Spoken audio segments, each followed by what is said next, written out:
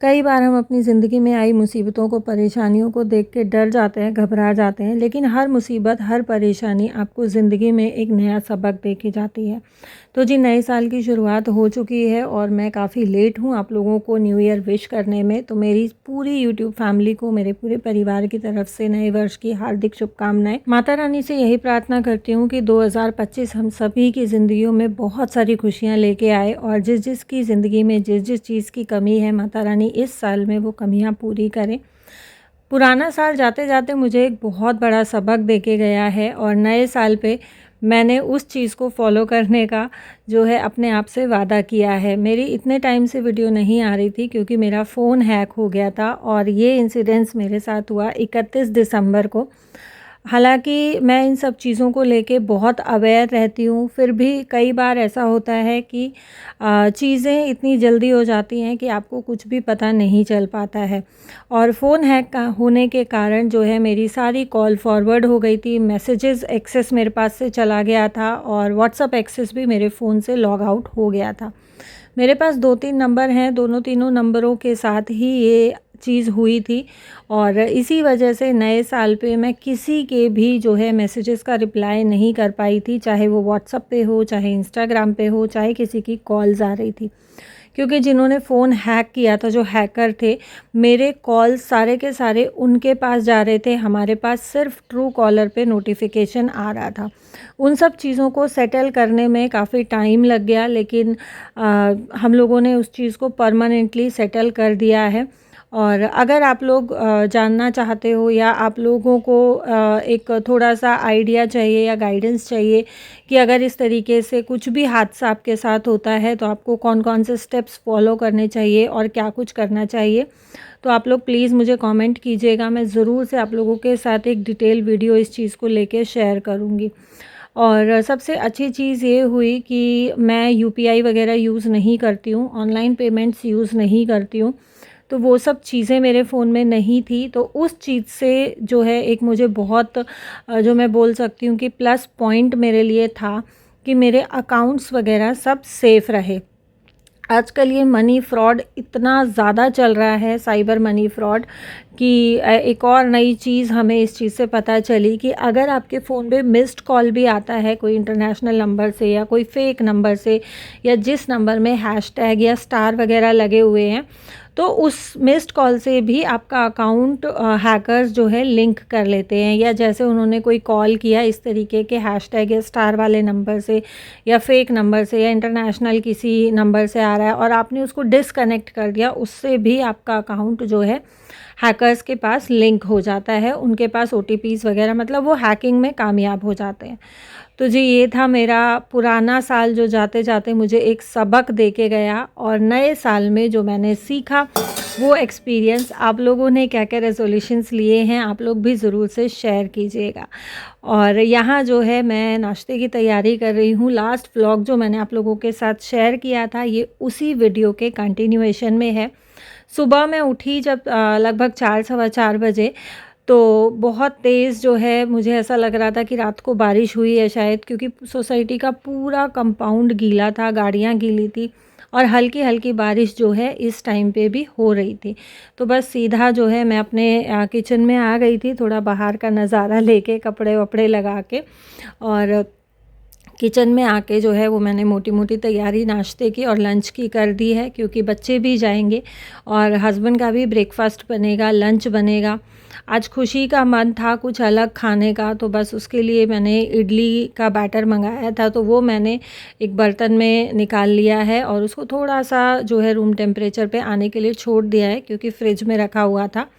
Lunch के लिए बनेगी आलू गोभी की सब्ज़ी, तो उसके लिए मैंने गोभी को काट के गर्म पानी में भिगो के रख दिया है। अपने किचन में पूरे में एक बारी कपड़ा लगा दिया है, क्योंकि सुबह का काम शुरू करने से पहले एक बारी हमें अपना चूल्हा, काउंटर टॉप ज़रूर से साफ़ करना चाहिए। हालाँकि रात को हम सभी औरतें ये सब काम करके सोती हैं, लेकिन सुबह में भी जो है एक बार सारे बर्नर्स में फूँक मार के चूल्हे को साफ़ करके, किचन काउंटर साफ़ करके और उसके बाद ही हमें किचन के काम शुरू करने चाहिए।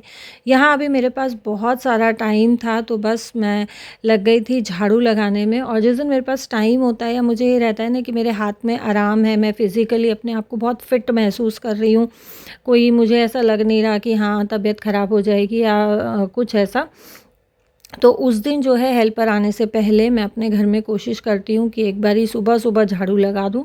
क्योंकि कहते हैं ना कि अगर सुबह-सुबह ब्रह्म मुहूर्त में अगर आप झाड़ू लगा देते हो या सूरज निकलने से पहले अपने घर में झाड़ू वगैरह लगाते हो, साफ़-सफ़ाई करते हो, तो रात की जितनी भी नेगेटिविटी होती है, वो सब झाड़ू के कूड़े के साथ बाहर चली जाती है और घर में सुख, शांति, बरकत आती है, माँ लक्ष्मी का वास होता है। तो बस ये छोटी-छोटी चीज़ें ऐसी हैं जो मैं अपने कंफर्ट के हिसाब से अपने रूटीन में ऐड करती हूँ और उनको फ़ॉलो करती हूँ। बहुत बार कमेंट्स आते हैं कि दीदी आप इतना जल्दी कैसे उठ पाते हो? तो जी ये देखिए, ये ना अपनी एक आदत होती है जो मुझे बचपन से ही है, लेकिन अभी जो है जैसे-जैसे एज बढ़ रही है, हेल्थ इश्यूज़ भी आ रहे हैं। हाथ का मेरा काफ़ी टाइम से चल रहा है, तो अब मैं उठती हूँ, अगर बच्चे नहीं जाते हैं स्कूल या इंस्टीट्यूट नहीं जाना होता है, सिर्फ हस्बैंड ने जाना होता है, तो मैं 6:30 साढ़े 6 आराम से उठती हूँ। जिस दिन जाना होता है उस दिन मैं अर्ली मॉर्निंग उठती हूँ और उठने के लिए मुझे कोई अलार्म वगैरह की ज़रूरत भी नहीं होती है, क्योंकि बचपन से आदत है। और जब आपको आदत हो जाती है या रात को आप अपने दिमाग में ये सोच के सोते हो ना कि नहीं मॉर्निंग में मुझे उठना है, तो उस टाइम पे ऑटोमेटिकली एक बार तो आपकी आँख खुलती ही है और उस टाइम पे फिर ये आपकी खुद की रिस्पॉन्सिबिलिटी होती है कि उस टाइम पे जब आपकी आँख खुलती है तो आप सीधा खड़े हो जाते हो, अपने देवी देवताओं को याद करके अपना बिस्तर छोड़ के अपने काम में लग जाते हो, या फिर आप ये सोचते हो यार 5 मिनट की झपकी और मार लेते हैं।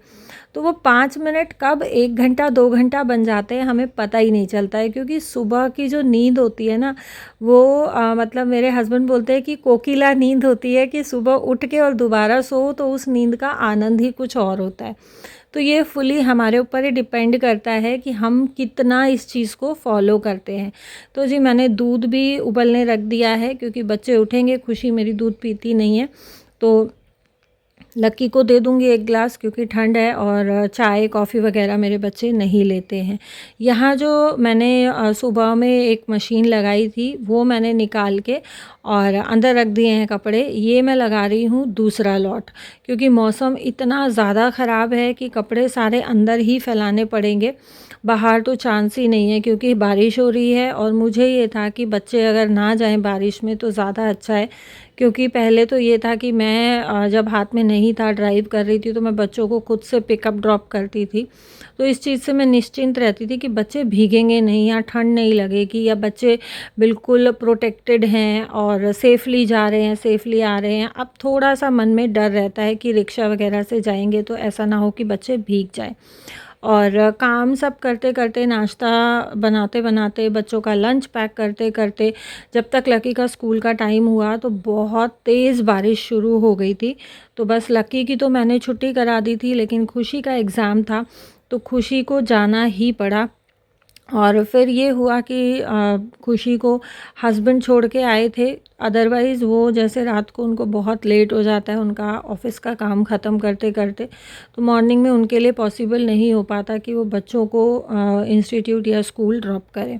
तो यहाँ जो है दूध मेरा बॉयल हो गया था और सबसे पहले मैं सब्ज़ी रख दे रही हूँ बनने के लिए, क्योंकि आलू गोभी है तो गोभी पकने में थोड़ा-सा टाइम लेती है और बेसिक मसालों के साथ हल्दी, नमक, धनिया पाउडर, लाल मिर्च, और मैं आजकल जो है सर्दियों में यूज़ कर रही हूँ काली मिर्च।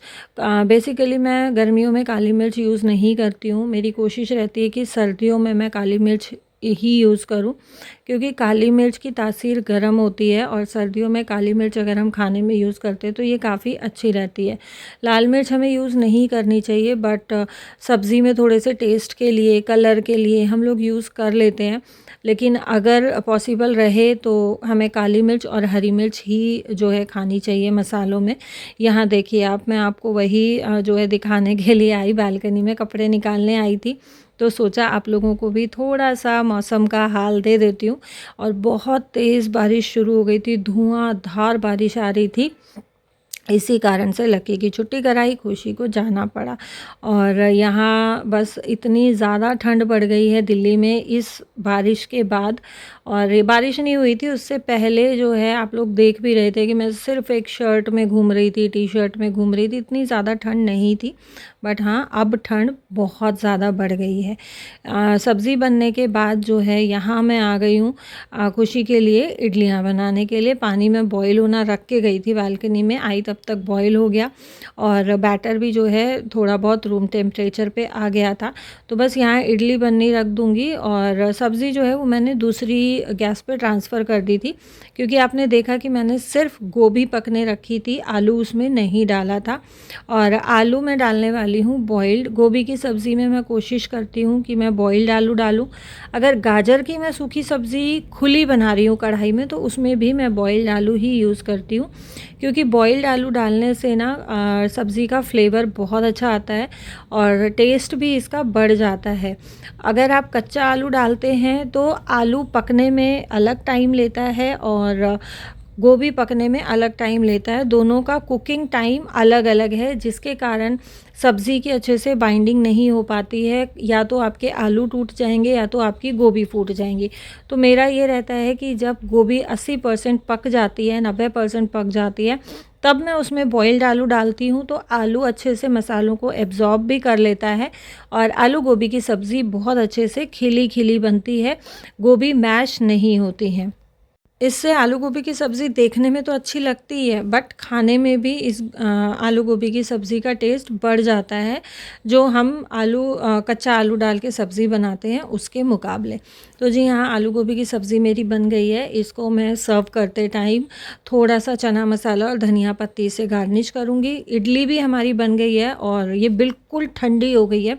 इडली जभी भी आप बनाते हो ना, इस चीज़ का ध्यान रखना कि आपको पहले प्लेट्स को ग्रीस करना है, उसके बाद बिल्कुल ठंडी होने के बाद इसको डीमोल्ड करना है, तो बहुत अच्छी इडली बनती है।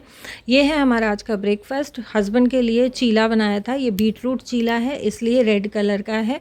और खुशी जो है वो इंस्टीट्यूट जा चुकी है, लकी को मैंने वापस रज़ाई में घुसा दिया, वो रज़ाई में बैठ के आराम से अपना पढ़ रहा है। तो जी आज का जो वीडियो था ये यहीं पे एंड करते हैं। होप कि आप लोगों को पसंद आया होगा। अगर पसंद आया हो तो चैनल को सब्सक्राइब करें, वीडियो को लाइक करें, शेयर करें फैमिली एंड फ्रेंड्स के साथ। मैं आप लोगों को मिलती हूँ कल एक नए ब्लॉग के साथ, एक नई रेसिपी के साथ और विंटर्स की बहुत ही स्पेशल रेसिपी नेक्स्ट ब्लॉग में मैं आपके साथ शेयर करने वाली हूँ।